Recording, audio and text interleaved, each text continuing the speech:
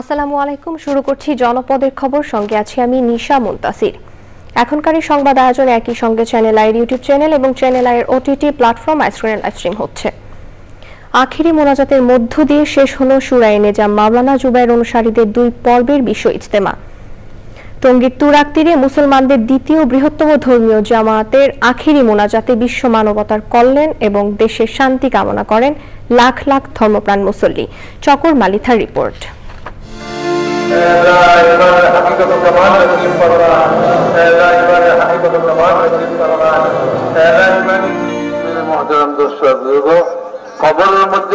এভাবেই হাজারো মুসল্লির সমবেত ধ্বনিতে মুখর হয়ে ওঠে টঙ্গীর তুরাগ তীর। ইচ্ছাকৃত ও অনিচ্ছাকৃত সব গুনাহ মাফ করে দিতে মহান আল্লাহর কাছে কান্নাকাটি করেন মাওলানা জুবায়ের। সকালে সমাপনী ও হেদায়েতি বয়ানের পর আখেরি মোনাজাতে দুহাত তোলেন মাঠের মুসল্লি ছাড়াও আশেপাশের অনেকে।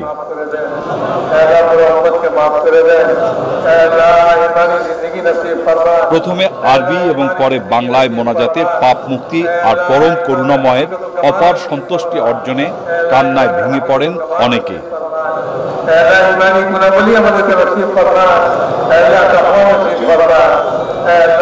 দীর্ঘ মোনাজাতে মাওলানা জুবায়েরও কান্নাজড়িত কণ্ঠে ক্ষমা চান মহান আল্লাহ রব্বুল আলামিনের দরবারে।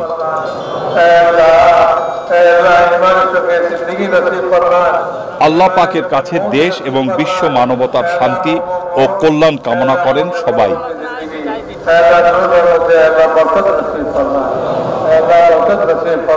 14 ফেব্রুয়ারি শুক্রবার থেকে আবার শুরু হচ্ছে মাওলানা সাদপন্থীদের বিশ্ব ইজতেমা। বিশ্ব ইজতেমার আখেরি মোনাজাতে লাখ লাখ মুমিন মুসলমান দুহাত তুলে আল্লাহর কাছে নিজের হেফাজতের জন্য দোয়া চাইলেন, মুসলিম উম্মার হেফাজতের জন্য দোয়া চাইলেন সারা পৃথিবীর সমস্ত মানব জাতির জন্য। চকর মালিথা, চ্যানেল আই, বিশ্ব ইজতেমা, টঙ্গী। বাংলাদেশ পরিসংখ্যান ব্যুরোর তথ্য অনুযায়ী দেশের সবচেয়ে দারিদ্র্যপ্রবণ জনপদ মাদারীপুরের ডাসার উপজেলা। কিন্তু ডাসারের দৃশ্যমান দারিদ্র্য আসলে কতটুকু? সাধারণ মানুষের প্রতিক্রিয়াই বাকি। সরেজমিন দেখতে ডাসারে গিয়েছিল চ্যানেল আই সংবাদ টিম। আলী আজগরের তোলা ছবিতে পরাগ আজিম জানাচ্ছেন বিস্তারিত। গত বৃহস্পতিবার দারিদ্র্য মানচিত্র 2022-এর রিপোর্ট প্রকাশ করে বাংলাদেশ পরিসংখ্যান ব্যুরো, যার সহায়তায় ছিল ওয়ার্ল্ড ফুড প্রোগ্রাম ও বিশ্ব ব্যাংক। রিপোর্ট অনুযায়ী দেশের সবচেয়ে দারিদ্র্যপ্রবণ উপজেলা মাদারীপুর জেলার ডাসার। দারিদ্র্যের হার 63.2%। ডাসার মাদারীপুরের একটি নতুন উপজেলা, যা কালকিনি উপজেলার 5টি ইউনিয়ন নিয়ে গঠিত হয় 2021 সালে। সদর উপজেলার আশেপাশের রাস্তা, সুদৃশ্য বাড়ি ও নান্দনিক মসজিদ দেখে পরিসংখ্যান ব্যুরোর তথ্যের সাথে মিলের চেয়ে অমিলই চোখে পড়ে বেশি। সেখানকার মানুষের প্রতিক্রিয়াও ভিন্ন। আমাদের এলাকায় যদি 20টা ঘর থাকে, 6 থেকে 7 জন থাকে আপনার ইউরোপ কান্ট্রিতে, ইতালি, স্পেন, লন্ডন। ওরকম গরিব তো পৃথিবীর সব জায়গায় আছে, ওই তুলনায় ডাসার কোনো গরিব নেই। ডাসারের শিক্ষার হার সবচেয়ে বেশি। আমাদের একটা ইজ্জতের ব্যাপার হয়ে দাঁড়াইছে। তবে পরিসংখ্যানকে একেবারে উড়িয়ে দেননি ডাসার উপজেলা নির্বাহী কর্মকর্তা। সাধারণ চোখে আসলে এভাবে আমি দেখছি না, তবে পরিসংখ্যান কোন ইন্ডিকেটরে সেটা গভীরভাবে পর্যবেক্ষণ করেছে বা জরিপ করেছে, তারা নিশ্চয়ই ভালো বলতে পারবে। আলোর নিচে অন্ধকারের মতোই উপজেলা ভবনের ঠিক বিপরীতে এই বাড়ির অবস্থান। এখানে ভাড়া থাকেন কয়েকজন ছিন্নমূল মানুষ। আমি কিছুই করি না, আমার তো বাড়ি ঘর নাই, আমার কিছু নাই। আমি হে সত্যি বলবো নাকি মিথ্যা বলবো? কেডা গরিব কেডা ধনী সেটা তো আমরা জানি না। আমরা এই যে আমি টুকটাক একটু কাজ করি, আর বাপের তো সংসার চলে না। উপজেলা থেকে কয়েক কিলোমিটার দক্ষিণে এগোলে রাস্তায় চোখে পড়ে দিনমজুর নারীদের। মাঠে কি কাজ করেন? এই তো সারা লাগাই, 350 টাকা। এই কি হয়? আমরা যে গরিব আছি, আমাদের জন্য তার কিছু বাইরে ইনকাম বা কর্মসংস্থান এরকম পাশাপাশি কোনো নাই। আমার এলাকার দেখবে না, গরিব না ধনী দেখবে না। কিছুটা দূরে নবগ্রাম ইউনিয়নের চলবল গ্রাম। বিলের এই গ্রাম সহ আরো কয়েকটি গ্রামে চাষের জমিতে পানি থাকে বছরের বেশিরভাগ সময়। খরচা চাই 2 জমি ধান লাগায়, আবার ধান আস্তে আস্তে পানি করবে, তলাই যাবে।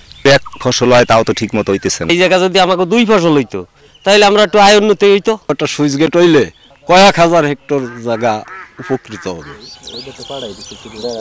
এখানকার মানুষদের বেশিরভাগই কৃষক, তাই এক ফসলি জমি চাষে তাদের উন্নতিও কম। পাশাপাশি আছে বেকারত্ব। দারিদ্র্য পরিমাপে এই বিষয়টিও রাখছে বড় ভূমিকা। পরাগ আজিম, চ্যানেল আই, নবগ্রাম, ডাসার, মাদারীপুর। গাজীপুরের কালীগঞ্জে সবজি বোঝাই পিকআপ নিয়ন্ত্রণ হারিয়ে উল্টে খাদে পড়ে 3 জন নিহত হয়েছেন। নিহতরা সবাই সবজি ব্যবসায়ী বলে জানিয়েছে পুলিশ, তবে তাৎক্ষণিকভাবে তাদের বিস্তারিত পরিচয় জানা যায়নি। বুধবার সকাল 6:30টার দিকে জেলার কালীগঞ্জ উপজেলার আজমতপুর ইটাখোলা আঞ্চলিক মহাসড়কের নোয়াপাড়া হরিদেবপুর এলাকায় এই দুর্ঘটনা ঘটে। কালীগঞ্জ থানার ভারপ্রাপ্ত কর্মকর্তা মোহাম্মদ আলাউদ্দিন তথ্যটি নিশ্চিত করেছেন। তিনি বলেন, সিলেট থেকে কাঁচামাল নিয়ে একটি পিকআপ ভ্যান গাজীপুরের কালীগঞ্জের আজমতপুর ইটাখোলা আঞ্চলিক সড়কে নিয়ন্ত্রণ হারিয়ে পাশের খালে পড়ে যায়। এতে ঘটনাস্থলে 3 জন নিহত হয়। বিনা নোটিশে উচ্ছেদ অভিযানের প্রতিবাদে উত্তরাঞ্চলের সব পেট্রোল পাম্প অনির্দিষ্টকালের জন্য বন্ধ করে ধর্মঘট করেছেন রাজশাহী বিভাগের সংশ্লিষ্ট খাতের মালিক শ্রমিক ঐক্য পরিষদ। বুধবার সকাল 8টা থেকে সব ধরনের জ্বালানি তেল উত্তোলন ও বিপণন বন্ধ রেখেছেন তারা। এ কারণে সিরাজগঞ্জেও পেট্রোল পাম্পগুলোতে জ্বালানি তেল উত্তোলন ও বিপণন বন্ধ রাখা হয়েছে। এছাড়া সিরাজগঞ্জের বাঘাবাড়ি তেল ডিপো থেকে জ্বালানি তেল পরিবহনও বন্ধ রেখেছেন ট্যাঙ্ক লরি শ্রমিকরা। উত্তরবঙ্গ ট্যাঙ্ক লরি শ্রমিক ইউনিয়নের সভাপতি আজিজুল ইসলাম জানান, সড়ক ও জনপথ অধিদপ্তর নওগাঁয় বিনা নোটিশে পেট্রোল পাম্পের সামনে রাস্তা খুঁড়ে বন্ধ করে দেওয়ার প্রতিবাদে রাজশাহী ও রংপুর বিভাগে Bangladesh petroleum dealers, distributors agents এবং পেট্রোল পাম্প ওনার অ্যাসোসিয়েশন এই ধর্মঘটের ডাক দিয়েছে। রংপুরের সাংবাদিকদের বিরুদ্ধে মিথ্যা মামলা ও রংপুর প্রেস ক্লাবে প্রশাসকের প্রত্যাহার দাবিতে প্রতিবাদ সমাবেশ ও মানববন্ধন করেছেন গণমাধ্যম কর্মী সহ বিভিন্ন শ্রেণী পেশার মানুষ। কর্মসূচিতে 35টি সামাজিক, সাংস্কৃতিক, রাজনৈতিক ও পেশাজীবী সংগঠনের নেতারা অংশ নেন। তারা 19 সাংবাদিকের বিরুদ্ধে মামলার প্রত্যাহারের দাবি জানান। রংপুর প্রেস ক্লাবে বেআইনিভাবে প্রশাসক নিয়োগ করার অভিযোগ এনে তারা প্রত্যাহারও চান বিক্ষোভকারীরা। প্রেস ক্লাব প্রাঙ্গণে সাংবাদিক আরিফুল হক রুজুর সভাপতিত্বে মানববন্ধন সমাবেশে সংহতি প্রকাশ করে বক্তৃতা করেন জেলা বিএনপি নেতা ফজলুর রহমান বাদল ও অন্যরা। বক্তারা অভিযোগ করেন, সমাজসেবা দপ্তরের দুর্নীতি ঢাকতে সাংবাদিকদের বিরুদ্ধে মামলা করে তাদের কণ্ঠরোধ করার চেষ্টা করা হচ্ছে।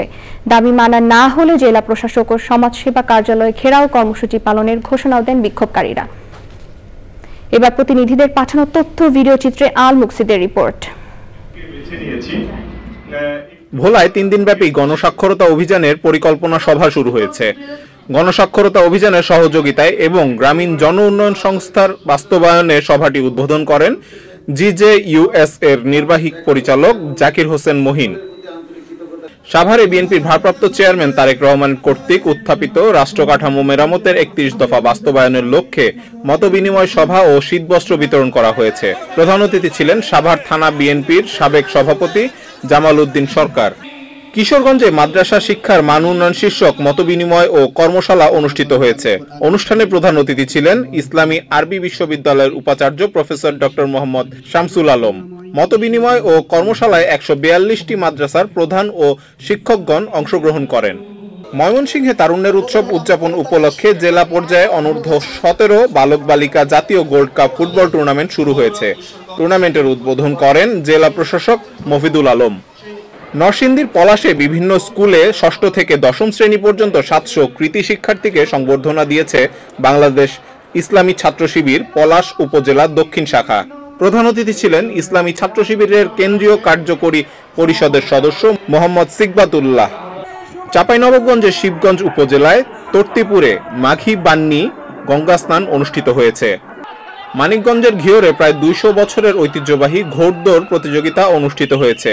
উপজেলার বালিয়াখোড়া গ্রামে ঘোড়দৌড় অনুষ্ঠিত হয়। প্রতিযোগিতায় অংশ নেয় ঘিওর, দৌলতপুর, টাঙ্গাইল ও রাজবাড়ী জেলার 30টি ঘোড়া। আল মুকসিদ, চ্যানেল আই। দর্শক, এই ছিল জনপদের খবর। একটু পরই কৃষি সংবাদ দেখার আমন্ত্রণ জানিয়ে শেষ করছি। ধন্যবাদ সবাইকে।